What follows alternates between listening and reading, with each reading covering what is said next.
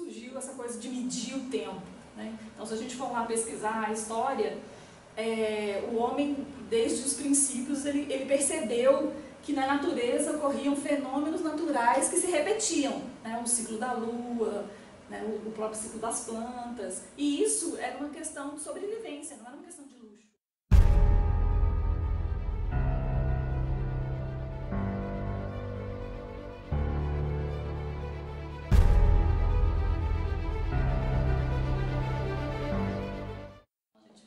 Boa tarde, meu nome é Silvana e esse é o TED Nept, que tem o título de O Tempo e a Eternidade. Bom, a motivação para esse TED, na verdade, surgiu, né, de uma conversa com o Tiago sobre o filme Mr. Nobody, que foi indicado pela Estela, né, e pelo Taíque, que recomendo que vocês assistam, né? Mas na verdade também eu sempre tive problema com esses filmes que trabalham com o tempo, né, porque eu fiz uma confusão na minha cabeça e não entendi o que estava acontecendo. Tem os 12 Macacos, o Déjà Vu, né, vários filmes que trabalham com essa questão do tempo. E é até interessante a gente lembrar, né, que muitos desses filmes eles trabalham com teorias que são ficcionais mesmo, né, às vezes são teorias que a própria ciência já comprovou, né, já verificou que não são possíveis, mas aí como é o cinema, né, eles podem brincar em cima dessas teorias, mas a gente não precisa levar tudo ao pé da letra. Bom, e aí, então na hora de fazer o TED, eu fiquei pensando qual seria o objetivo então da gente conversar sobre o tempo. Na verdade a gente ficou muito empolgado com o filme, né, com todas as discussões, e a gente começou a pesquisar um pouco, mas para trazer para o TED eu pensei que era interessante a gente refletir um pouquinho sobre o conceito de tempo, né, ao longo da história, a visão de que o tempo é relativo e cíclico, e falar um pouquinho bem de leve do conceito de eternidade, sobre Deus, né, que está lá no Livro dos Espíritos, na questão 13. Bom, então, eu gosto de começar do começo, né, é a perguntinha clássica, né, afinal de contas, o que é o tempo?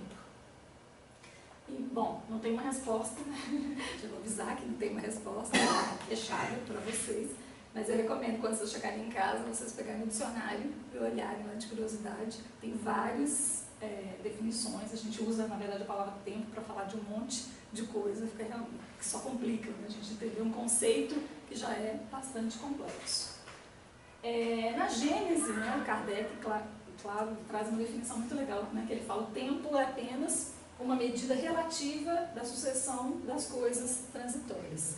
Aí a gente vai refletir bastante sobre essa questão dessa medida relativa.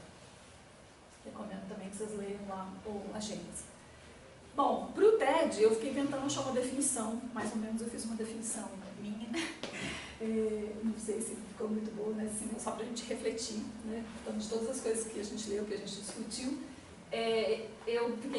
eu pessoalmente fiquei pensando no tempo como a duração, né, então o tempo tem tudo a ver com duração, com período, a duração ou o período que um ente leva para se mover entre os pontos A e B na velocidade C.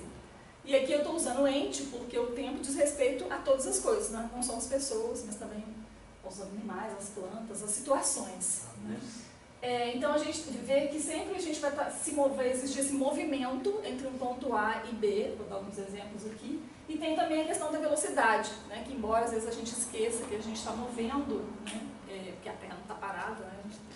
O universo é muito dinâmico, então essa questão da velocidade é muito importante quando a gente fala sobre o tempo. Então, por exemplo, quando a gente fala de uma viagem, né, de Uberlândia para São Paulo, a gente consegue ver claramente esses itens, né, que a gente desloca de um ponto A para um ponto B, né, numa determinada velocidade lá do carro, do avião, né, do ônibus, do meio de transporte que você for. Mas a gente também pode pensar na questão do tempo quando a gente pensa numa semente, por exemplo. Né, ela se transforma de uma semente para árvore. E aí a gente tem um deslocamento do movimento do ponto A para o ponto B, embora a questão da velocidade, né, do movimento não esteja tão claro, porque a gente vive, do nosso ponto de vista, né, a semente está parada lá, a árvore está parada no lugar, mas na verdade ela não está parada, né, ela está em movimento, no movimento da Terra. Então sempre tem a questão do movimento. E fenômenos, às vezes, que a gente não associa, né, mas tudo está relacionado com essa questão do tempo, desse período, né, o próprio ciclo menstrual, que é desde o momento lá que o óvulo, né, as trompas liberam o óvulo até o processo final do sangramento. Se você vai fazer refeição, ao almoço, né? Você parte do momento em que você não tem nenhuma comida pronta até o momento que a comida fica pronta. E preparar um TED, né? Que demora aí muito tempo da gente lendo, estudando. Então, tudo isso a gente tem esse movimento, né? de tempo, de um período, e esse deslocamento de um ponto A para um ponto B. Então, quando a gente pensa em tempo, a gente pensa nesse ente, né? Nesse sujeito que está aí observando o fenômeno, nessa questão do movimento, né? Na questão do espaço. Então, eu fiquei pensando que tempo tem muito a ver com transformação, né, com essa própria dinâmica da vida. Bom, e aí é interessante a gente pensar, né, como é que surgiu essa coisa de medir o tempo. Né? Então, se a gente for lá pesquisar a história, o homem, desde os princípios, ele percebeu que na natureza ocorriam fenômenos naturais que se repetiam, né, o ciclo da lua, né, o próprio ciclo das plantas, e isso era uma questão de sobrevivência, não era uma questão de luxo, né, porque é importante saber quando plantar, né, quando determinar determinadas atividades práticas no dia a dia. Então o homem começou a sentir necessidade de criar um instrumento para medir o tempo, para facilitar, né, a sua própria vida, para facilitar o instrumento. Se a gente for lá ler a história do relógio, né, a gente vai ver que foram vários passos até a gente chegar no relógio do jeito que a gente conhece. Mas o relógio, né, ele teve um boom lá no século XVI, XVII, e o relógio é um instrumento muito importante na nossa sociedade, e não só pelo que ele representa, por ele ser um instrumento para medir o tempo, mas por uma visão de mundo que o relógio passou a ser uma metáfora. Esse aqui é um quadro famoso, né, do Dalí, isso. Então, o relógio, ele marca uma visão mecanicista da vida, né, quando os cientistas, né, principalmente na área da física, como Newton, eles começaram a descobrir as leis que regulavam o mundo físico. E se a gente voltar, né, imaginar a situação lá em 1600, 1700, a gente consegue imaginar que é muito fácil entender como que eles ficaram deslumbrados, né, quando eles começaram a perceber que o universo não era um caos, que existiam leis que regulavam os fenômenos. O problema é que eles ficaram tão empolgados que eles pensaram que essa regularidade ela existia para todos os fenômenos da vida. Né? Então, assim como o relógio funcionava com regularidade, previsibilidade e exatidão, eles começaram a achar que o universo e o próprio homem, o seu corpo mesmo, seguia essa mesma ordem. Né? Então, surgiu essa visão mecanicista da vida de que as coisas funcionavam como um relógio. Né? Então, essa visão ela teve um impacto desastroso na nossa sociedade porque ela separou muitas coisas. Né? Então, assim como no relógio você tem as pecinhas que cada um fazem a sua parte, né? E se uma pecinha estragar e o relógio para, eles começaram a achar que o ser humano e que o universo também funcionava dessa mesma forma. Né? E isso, se a gente parar para estudar, contaminou a nossa sociedade toda, né? Inclusive na questão da educação, na questão da psicologia, tudo passou a ser visto dessa forma, estudado isoladamente. Dentro desses conceitos de mecanicismo, reducionismo e determinismo, tanto para a natureza, quanto para o homem, quanto para o universo. Felizmente, o tempo passa, né? E, à medida que o tempo foi passando, os físicos começaram a perceber, né, os cientistas, que as coisas não eram tão simples assim. E com as novas descobertas, eles começaram a perceber que a vida era muito mais uma teia, né, do que um relógio. E aí, com a contribuição do Einstein, essa visão começou a ser mudada. Né? Então, o tempo, na visão mecanicista, era visto como uma medida absoluta. Né? O que é uma medida absoluta? Ela não varia de acordo com as outras variáveis ao seu redor, ela é absoluta. Só que o Einstein começou a perceber que não é bem assim, que o tempo não é uma medida absoluta, ele é uma medida relativa, porque ele vai variar de acordo com determinadas situações. E a própria espiritualidade traz para a gente, né, nesse livro do Divaldo, que o tempo somente se torna realidade por causa da mente, que se apresenta como o sujeito, o observador, o eu que se detém a considerar um objeto, o observado, o fenômeno. Então, além da questão da mente, né, além da questão de que depende do observador, vão ter várias questões físicas mesmo. Né? Então, se você está na Terra e você observa o tempo, você tem um ponto de referência, você vê as coisas de uma maneira. Se você está no espaço, se você está em outro planeta, a sua visão de tempo vai ser diferente, né? Pelo seu próprio olhar e pelo próprio contexto físico onde você está inserido. Né? Então, a partir desses novos conhecimentos que foram surgindo, né, e vão culminar aí com a física quântica, a visão mecanicista muda para uma visão sistêmica da vida, né? E aí a vida passa a ser vista como uma teia, como um sistema, né? Como um microcosmo, e os conceitos, né, mudam para interligação, plasticidade e flexibilidade. Então, os sistemas, eles não são isolados com peças funcionando independentemente, tudo está interligado, e quando uma peça muda, né, todo o resto se altera. Então, os próprios organismos, eles têm mecanismos de auto-organização, né? Significa que eles têm como lidar com o meio externo, com o meio ambiente, e transformar a sua própria realidade a partir desses contextos, né? E aí a gente volta na questão dos ciclos, né? Porque na visão mecanicista, o tempo ele era um pouco linear, como um relógio, né? O tempo ia passando linearmente. Só que no início, quando o homem começou a pensar sobre o tempo, ele começou a pensar sobre o tempo porque ele via a vida em ciclos, né? A lua tinha suas fases, as estações tinham suas fases, tudo tinham fases, tinham ciclos que se repetiam naturalmente. E aí eu trouxe um trecho aqui do livro do Capra, né? Do livro Ponto de Mutação, que ele fala o seguinte: os filósofos chineses viam a realidade, a cuja essência primária chamaram Tao, né, como um processo contínuo,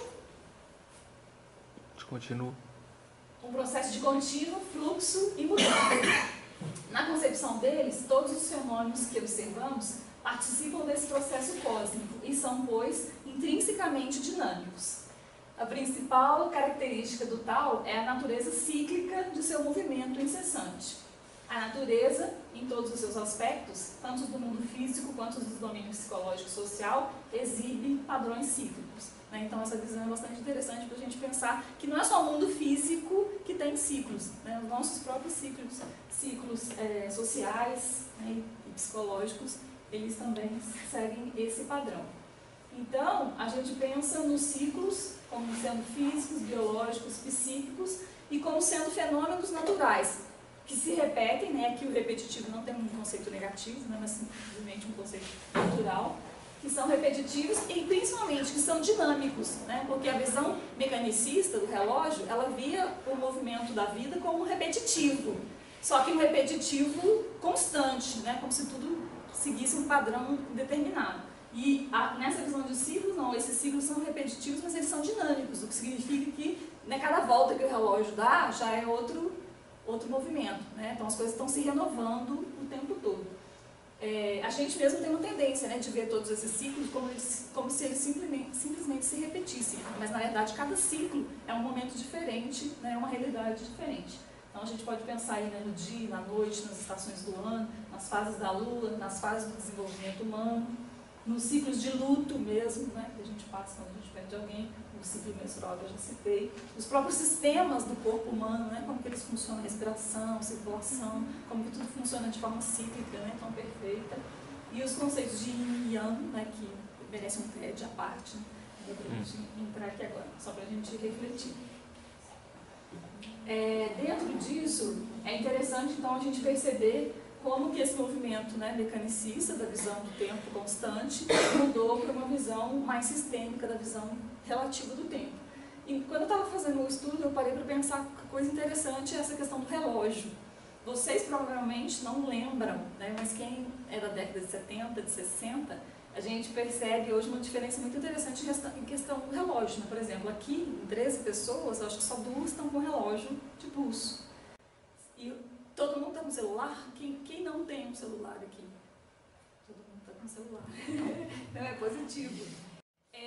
Se a gente pensasse nesse momento na década de 60 ou 70, seria exatamente o contrário. Todo mundo aqui ia ter um relógio. Eu, na minha adolescência, me lembro do momento em que todo mundo tinha um relógio. Vocês conseguem imaginar isso? Todo mundo tinha um relógio de pulso, né? Eu, particularmente, gosto muito de relógios.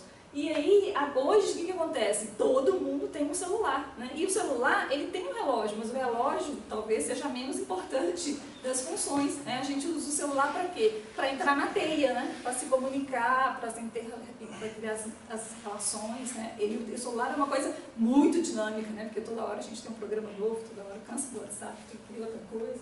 Então, muito interessante esse movimento. Como que as coisas simples, né? Os objetos do dia a dia, eles não são aleatórios, né? Eles seguem o movimento psicológico, né, que a gente está, na forma como a gente está vendo a vida.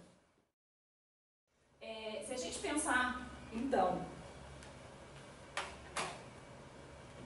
na Terra, num ponto de referência, num centro de referência, a gente sabe, né, que um dia ele representa o quê? Uma volta que a Terra dá em torno dela mesma. Né? Um ano representa o quê? Um tempo que a Terra, não, 365 dias lá, que a Terra demora para dar a volta em torno do Sol. Só que o Sol, ele também está em movimento, né? Então ele demora 25 dias para dar uma volta em torno de si mesmo, e ele demora 130 anos para dar uma volta em torno do centro da constelação de Hércules, que é a constelação que ele faz parte.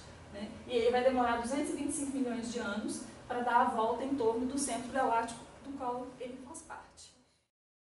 Eu queria propor um exercício prático aqui, só para a gente visualizar isso, vou pedir para vocês ficarem em pé. Só para a gente visualizar esse movimento. Né? Então a gente vai imaginar, acho que eu vou usar o Hugo ali. O Hugo vai ser o Sol, o centro do sistema solar, e nós vamos ser os planetas. Então a gente vai fazer esse movimento de rotação, que dar uma volta, é um dia, né? Que é dar uma volta em torno de nós mesmos. Rotação. Só que quando a Terra está fazendo esse movimento, a gente acha que ela está fazendo só esse movimento, né? Mas não é, a gente esquece que ao mesmo tempo que ela está fazendo um movimento de rotação, ela está fazendo um movimento de translação, que é dar a volta em torno do Sol. Então a gente vai fazer isso agora, a gente vai fazer os dois movimentos ao mesmo tempo, que é fazer o nosso movimento de rotação e de vamos anti-horário. Direita. Os dois movimentos de rotação e translação ao mesmo tempo.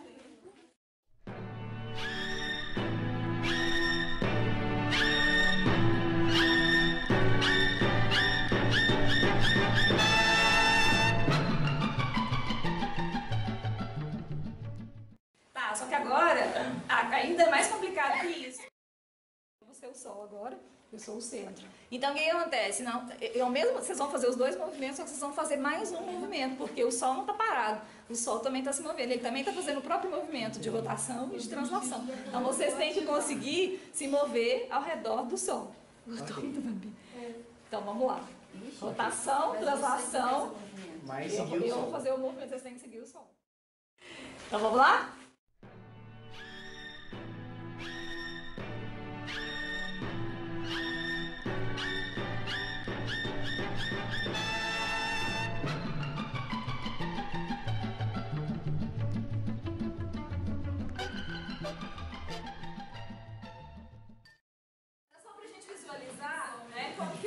Dinâmico. Bom, na verdade isso tudo segue um movimento muito, né, regulado, né, tem leis que para não dar essa bagunça aqui, né, dos planetas se chocando, né, tem que ser muito organizado, né, tem uma ordem.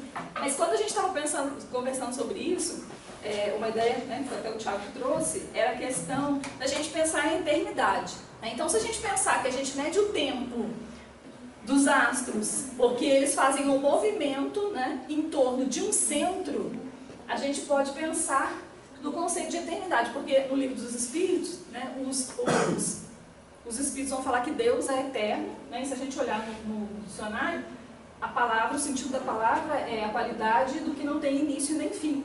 Né, e não sei na cabeça de vocês, mas para mim sempre foi muito difícil entender, aliás, como é que Deus não tem início e nem fim. Mas se a gente pensar que Deus, ele ocupa, a gente não sabe ainda o que é Deus, mas a gente sabe que ele não é uma pessoa, né? Então a gente já sabe alguma coisa. Então, sem maneiras de dizer que não é uma lâmpada, né? A gente já sabe que ele não é uma pessoa. Então a gente sabe que Deus, ele ocupa todo o espaço. Né? E se a gente pensar em Deus como sendo o seu próprio centro, né? Ou seja, ele não tem, vamos imaginar, nessa metáfora dos planetas, que Deus não tem que girar em torno de nenhum centro. Se ele tivesse que girar em torno de algum centro, ele teria tempo e espaço para fazer esse percurso. Só que ele não tem, porque ele é o centro de todas as coisas. Então, para Deus, não existe tempo nem espaço, porque ele é o próprio centro. Assim, uma ideia bastante interessante para a gente refletir, né, sobre essa questão.